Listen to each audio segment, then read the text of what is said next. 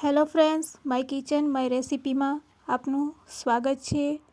આજે આપણે શિયાળાની ઋતુમાં મજા પડી જાય તેવો સ્વાદિષ્ટ કાઠિયાવાડી ઓળો બનાવીશું। એકદમ ધાબા સ્ટાઇલમાં આજે આપણે આ ઓળો બનાવીશું। રેસિપી સારી લાગે તો લાઈક અને શેર જરૂરથી કરજો। અને જો તમે મારી ચેનલ ઉપર નવા હોય અને મારી ચેનલને હજુ સબસ્ક્રાઈબ ન કરેલ હોય તો અત્યારે જ સબસ્ક્રાઈબ કરી બાજુનું બેલ બટન દબાવવાનું ભૂલશો નહીં, જેથી કરીને તમને મારા નવા વિડીયોનું નોટિફિકેશન મળતું રહે। ઓળો બનાવવા માટે હંમેશા ફ્રેશ અને તાજા જ રીંગણા પસંદ કરવાના। તો બજારમાં આ રીતે મોટા રીંગણા મળે છે, તેમાંથી આજે આપણે ઓળો બનાવીશું। આ રીંગણામાંથી ઓળો ખૂબ જ સ્વાદિષ્ટ બને છે। તો પહેલાં ઉપરના ભાગને આ રીતે દૂર કરી લેશું અને ચાકુની મદદથી આપણે રીંગણામાં કાપા લગાડીશું। તો અહીંયા આપણે રીંગણા શેકવાના છે, પણ રીંગણા શેકવાની પહેલાં આપણે આ રીતે ચાકુથી તેના ઉપર કટ લગાડી લેશું। તમારે કાંટા ચમચીથી કટ લગાડવા હોય તો કાંટા ચમચીની મદદથી પણ તમે આ કામ કરી શકો છો। કાંટા ચમચીની મદદથી આ રીતે તમારે કાણા પારી લેવાના રીંગણામાં। હવે આપણે રીંગણા ઉપર સહેજ તેલ લગાડશું। રીંગણાને શેકવા પહેલાં તેના ઉપર આ રીતે તેલ લગાડી દઈએ છીએ તો રીંગણાની જે છાલ દૂર કરવાની હોય તે સહેલાઈથી દૂર થઈ જાય છે શેક્યા પછી। તો ચાલો હવે આપણે રીંગણાને શેકી લેશું।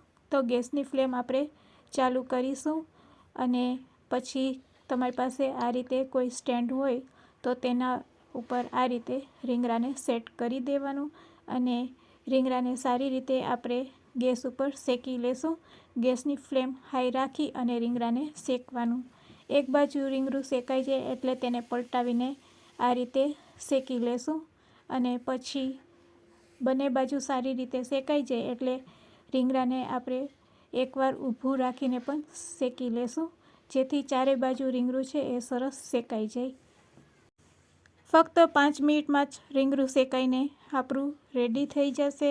તો તમે જોઈ શકો છો અહીંયા સરસ આપણું રીંગણું શેકાઈ ગયું છે, તેની છાલ ઉપરથી જ ખબર પડે છે।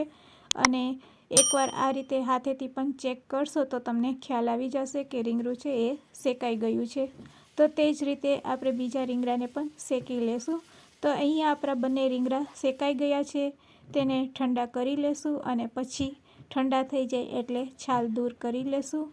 તો જો તેલ લગાડ્યું છે તો સહેલાઈથી રીંગણાની છાલ છે તે દૂર થઈ જાય છે।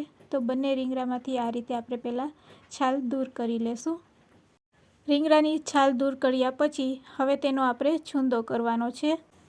છૂંદો કરવા માટે અહીંયા આપણે તવેથાનો ઉપયોગ કરીશું। તો છૂંદો આ રીતે સહેલાઈથી થઈ જાય છે રીંગણાને શેક્યા પછી। તમે જોઈ શકો છો રીંગણામાં બિલકુલ બી નથી। જો બીવાળું રીંગણું નીકળે તો તેમાંથી બીનો ભાગ છે એ કાઢીને દૂર કરી લેવો। તો અહીંયા આપણે રીંગણાનો છૂંદો પણ કરી લીધો છે। હવે ઓળો વઘારશું તો ગેસની ફ્લેમ ચાલુ કરીશું, કઢાઈમાં થોડુંક તેલ ગરમ કરીશું। અહીંયા ઓળો બનાવવા માટે આપણે તેલનું પ્રમાણ થોડુંક વધારે રાખીશું। તો 3 મોટી ચમચી જેટલું આપણે તેલ ગરમ કરીશું। તેલ ગરમ થાય એટલે જીરું એડ કરી દેશું। જીરું સરસ કકરી જાય એટલે તેમાં હિંગ એડ કરશું।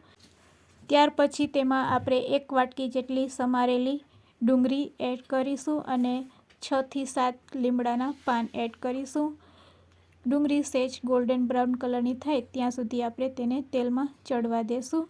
ગેસની ફ્લેમ લો કરી તેમાં આદુ લસણની પેસ્ટ અને થોડી કોથમીર એડ કરશું। સાથે સાથે સમારેલું 1 મીડિયમ સાઇઝનું ટમેટું એડ કરશું। બધી વસ્તુને સારી રીતે આ રીતે સાતરી લેશું। થોડીક વાર ટમેટાં સોફ્ટ થાય ત્યાં સુધી તેને સાતરી લેશું। તો તમે જોઈ શકો છો ટમેટાં સરસ સોફ્ટ થઈ ગયા છે। તો હવે આપણે મસાલા એડ કરશું। તો 1 ચમચી ધાણા જીરું પાવડર, અડધી ચમચી જેટલી હળદર પાવડર, સાથે સાથે લાલ મરચું પાવડર 1/2 ચમચી અને કાશ્મીરી લાલ મરચું પાવડર અડધી ચમચી, જેનાથી ઓળાનો કલર ખૂબ જ સરસ આવશે। સ્વાદ અનુસાર મીઠું નાખી બધી વસ્તુને આપણે મિક્સ કરી લેશું। સરસ ગ્રેવીને આપણે 2 થી 3 મિનિટ માટે ચડવા દેશું. મસાલા એડ કર્યા પછી ગ્રેવી સરસ સોફ્ટ થઈ ગઈ છે. તેમાંથી તેલ છૂટું પડવા માંડ્યું છે. તો આ સ્ટેજ ઉપર આપણે રીંગણાને શેકીને છૂંદો કરેલ હતો તેને એડ કરી દેશું અને ગ્રેવી સાથે સારી રીતે આ રીતે મિક્સ કરી લેશું. શિયાળાની ઋતુમાં ઓળો ખાવાની ખૂબ જ મજા પડી જાય છે અને ઓળા સાથે રોટલો તો ખૂબ જ સરસ લાગે છે. રોટલો બનાવતા શીખવું હોય તો તેની લિંક પણ મેં ડિસ્ક્રિપ્શન બોક્સમાં આપેલ છે, તમે તેમાંથી જોઈ શકો છો. તો અહીંયા આપણો ઓળો બનીને રેડી છે.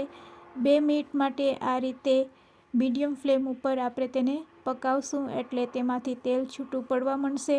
હવે તમે જોઈ શકો છો ઓળામાંથી તેલ સરસ છૂટું પડવા માંડ્યું છે. તો આ સ્ટેજ ઉપર આપણે ગેસની ફ્લેમ બંધ કરી દેશું અને ઉપરથી કોથમીર સ્પ્રેડ કરીશું. તો રેડી છે આપણો ઓળો સર્વ કરવા માટે. તેને સર્વિંગ બોલમાં લઈ લેશું. તો ગરમા ગરમ ઓળો રેડી છે. શિયાળામાં સૌ કોઈને ભાવે તેવો ઓળો રેડી છે. જો આ રીતે તમે ક્યારેય ઓળો ન બનાવેલો હોય તો એકવાર જરૂરથી ટ્રાય કરજો. ખાવામાં ખૂબ જ ટેસ્ટી લાગે છે. રેડી કરેલા આ ઓળાને આપણે રોટલા સાથે સર્વ કરીશું અને સાથે સાથે ડુંગળી અને કાકડી. આજની આ રેસીપી કેવી લાગી તે મને કમેન્ટ્સમાં જરૂરથી કહેજો. રેસીપી સારી લાગી હોય તો શેર કરવાનું ભૂલશો નહીં. Thanks for watching.